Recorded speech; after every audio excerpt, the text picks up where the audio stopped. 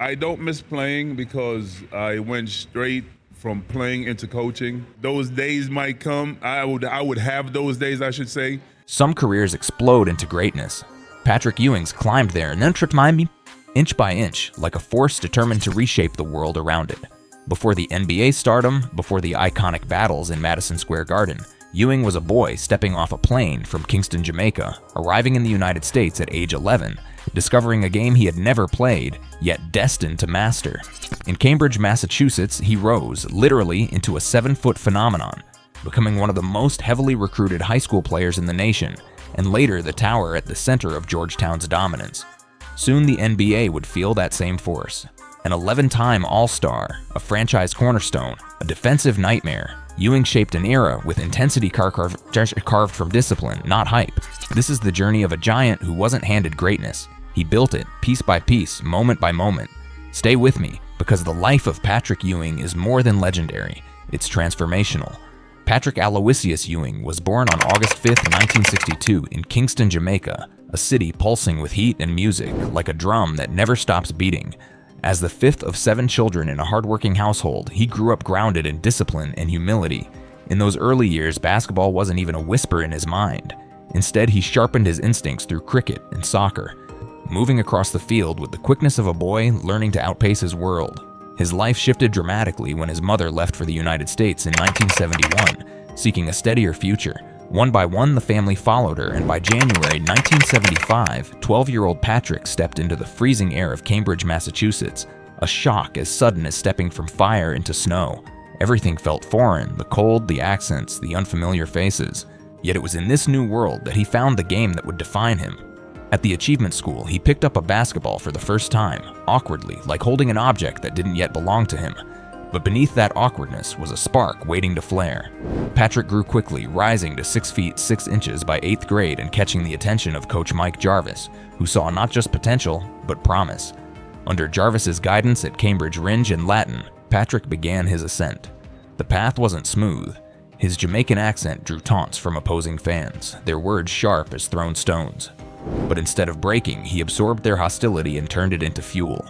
As he grew taller, eventually reaching 7 feet, he also grew stronger and more inwardly determined. On the court, his transformation was nothing short of astonishing.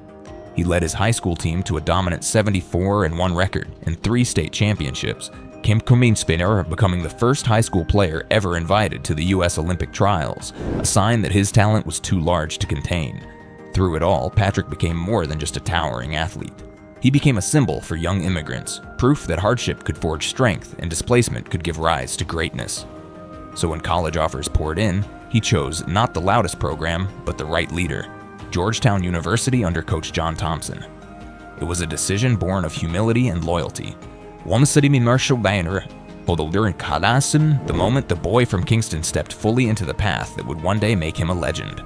Patrick Ewing got into the NBA spotlight like a storm the league had been bracing for. In 1985, when the New York Knicks won the first ever draft lottery, they pinned their hopes on the towering 7-footer who many believed could resurrect New York basketball. Being selected first overall marked not just the start of his career, but the rise of a new era in the Garden. Stepping onto the Knicks hardwood, Ewing carried expectations like a shield.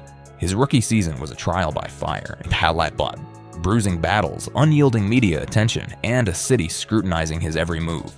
Yet he met the pressure head-on, claiming NBA Rookie of the Year, proving the Knicks had found their anchor. As the 80s bled into the 90s, Ewing became the team's unshakable foundation, the pillar around which everything revolved. Night after night, he delivered, collecting all-star nods and defensive honors while guarding the paint like a fortress gatekeeper. He didn't just play the center position. He redefined it for the generation that followed. Under his leadership, the Knicks clawed their way to the postseason for 13 straight years, surviving grueling Eastern Conference wars and reaching the NBA Finals in 1994 and 1999. Each run carried the tension of a blockbuster film, New York teetering on the edge of triumph, the city humming with hope each time Ewing set foot on the court. A championship slipped through their fingers, but Ewing became the embodiment of the franchise's heart, tough, loyal, and relentless. After 15 seasons in New York, he left with his name etched across the team's record books, the all-time leader in points, rebounds, blocks, and games played. His final seasons in Seattle and Orlando were quieter, the closing notes of a long symphony played with power and grace. Retirement didn't pull him from the game. Instead, he transformed into a mentor, spending more than a decade as an NBA assistant coach in Washington, Houston, Orlando, and Charlotte.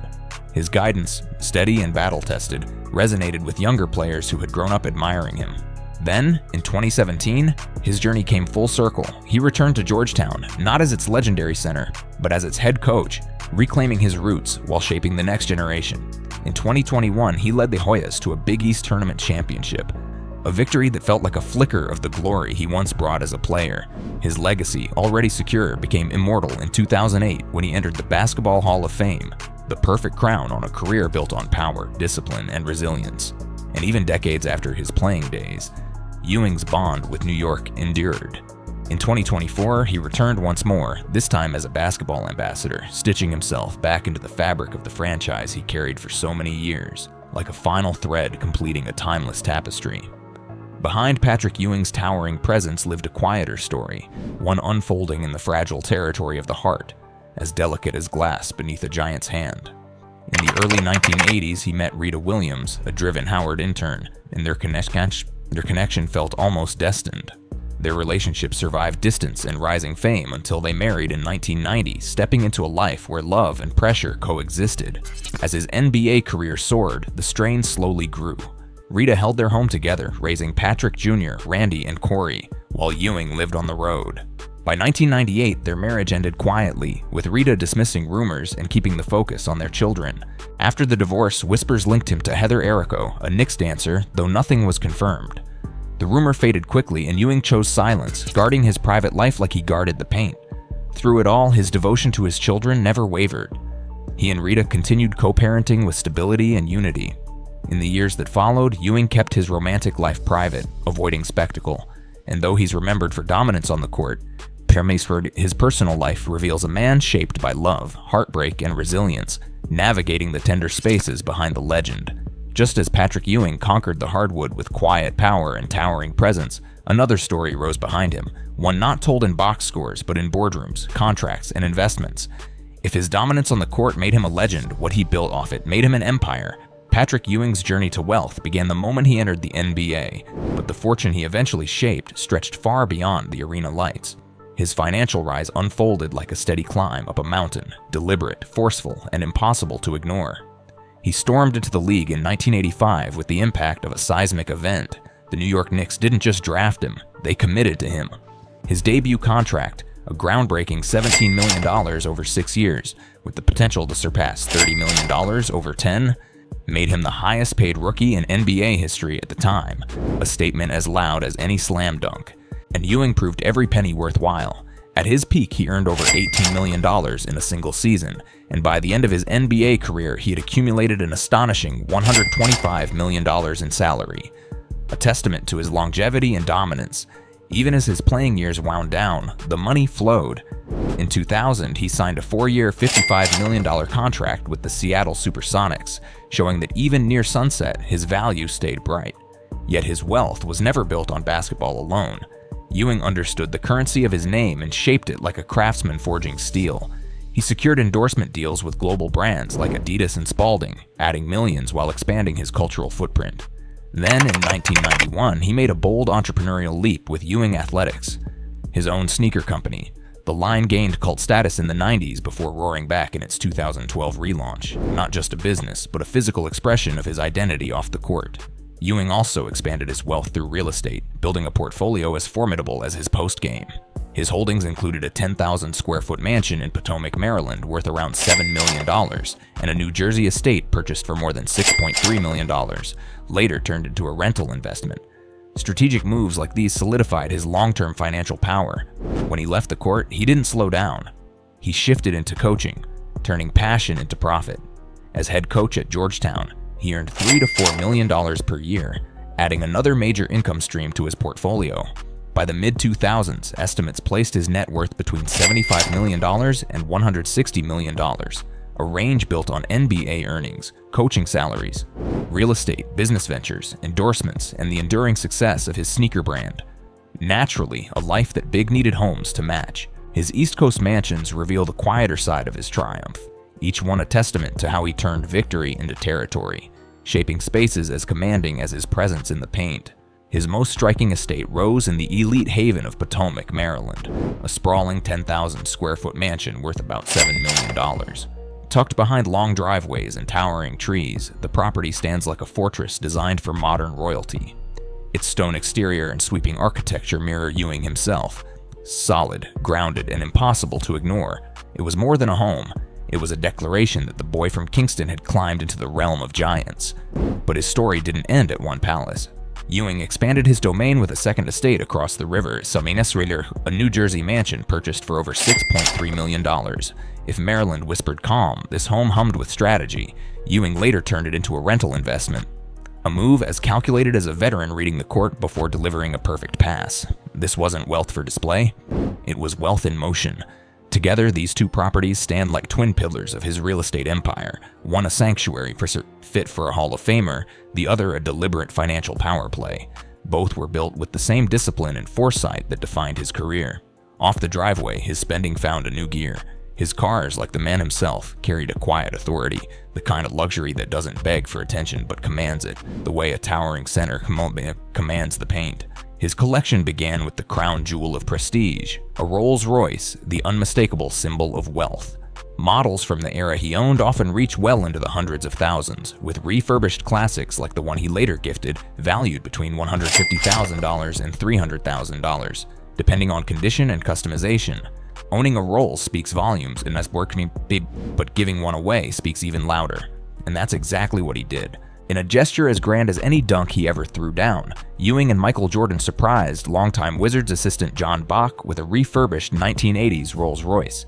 Bach was terribly happy and utterly surprised, left stunned by a gift only legends could deliver. It was a moment that proved Ewing didn't just possess wealth. He carried stature, the kind that makes impossible gifts suddenly appear. But his Rolls wasn't the lone star in the garage. He also owned a Mercedes-Benz, another hallmark of upper-tier luxury.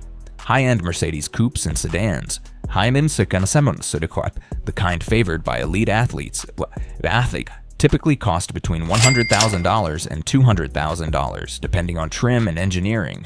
His Mercedes mirrored the player he was, strong, elegant, and built with impeccable precision. Then came the twist many never saw coming. His growing love for vintage cars. Features spotlighted his fascination with these classics, the kind collectors often chase for 5 to 6 figure price tags depending on rarity and restoration. These weren't just cars, they were rolling timepieces, reminders of where Ewing started and how far he had traveled. Whenever Patrick Ewing stepped into public view, be it a media event, a team celebration, or a charity stage, he favored clean, uncomplicated outfits that worked like a quiet spotlight, letting his natural presence speak louder than any fabric could. His signature footwear grounded his look, and even in later studio portraits, that same stripped-down elegance remained. Strong lines, minimal fuss, and an authority as effortless as a shadow stretching at dusk. When the season ended and the cameras cooled, his world shifted into something softer, almost serene. His success opened the doors to a lifestyle that fit his stature. Summer yacht escapes gliding across calm water like a sigh of relief, and private jet travel designed for someone who valued time and privacy as much as comfort. With his net worth estimated between $75 million and $160 million, these luxuries weren't extravagance. They were simply the natural rhythm of a life built at the top. Just as his fashion avoided spectacle, his travel followed the same rule: quiet, controlled, and on his own terms. The steadiness that defined his posture in front of flashing lenses mirrored the way he crossed oceans and skies, moving with the ease of someone who had long mastered pace and presence. But even legends don't walk through life untouched. Ewing's story soon stepped into its share of storms. Patrick Ewing's legacy met its roughest crosswinds at the very place that first made him a star: Georgetown. After a hopeful return as head coach in 2017, the Hoyas sank into historic lows, including a 29-game Big East losing streak and a 7-25 finish, capped by an 80-48 tournament loss to Villanova, leading to his dismissal on March 9, 2023, with a 75-109 record, the program's least successful head coaching tenure on paper. The episode read less like scandal and more like heartbreak, a homecoming that unraveled in public. Away from the hilltop, Ewing later admitted another bruise to the myth. He left the Knicks out of spite, worn down by criticism, a decision he now regrets. In both arenas, the controversy wasn't lurid, it was human. Pride, pressure, and the weight of expectations bending a giant who still chose to stand tall. And just like that, we come to the end of Patrick Ewing's world. A world built not only on towering blocks and unforgettable battles, but on legacy, discipline, and the quiet rewards of a life well earned. From high-rise mansions to polished luxury cars, from private skies to sunlit yacht escapes, Ewing's life off the court is the echo of everything he gave on it, a reminder that greatness doesn't just lift trophies, it builds comfort, peace, and freedom long after the cheers fade. His journey proves something simple yet powerful. Luxury means the most when you've earned every step toward it. If his story inspired you, make sure to like, subscribe, and turn on notifications so you don't miss the next deep dive into the lives of legends. Thank you for watching, and remember, greatness isn't just lived in the spotlight. Sometimes it's lived quietly, beautifully in the life you build afterward. See you in the next one.